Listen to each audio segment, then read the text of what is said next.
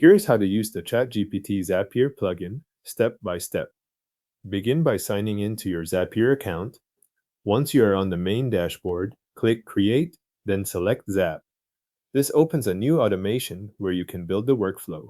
If Zapier asks you to choose an account or workspace, make sure the correct one is selected before you continue. Next, move to the action area of the Zap and click the plus button to add an app. In the search field, type ChatGPT, then select it from the results. This sets ChatGPT as the action app for the step you are creating, so the Zap will send information into ChatGPT for processing. After that, choose the action event you want ChatGPT to perform. One example is analyze text. Select the action that matches your workflow, then click Continue.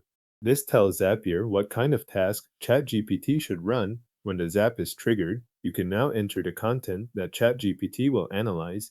In the field labeled Text to be analyzed, type the text directly if you are working with fixed content. If your Zap already includes an earlier step, you can also insert data from that step instead.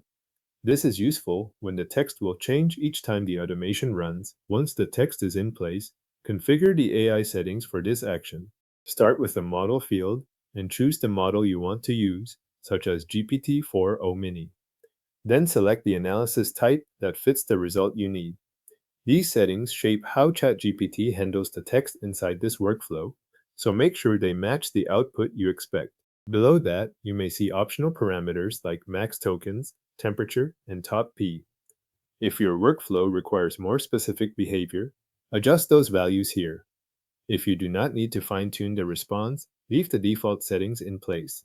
The defaults are often appropriate when you just need the step to run with standard behavior. When the setup looks right, click Test.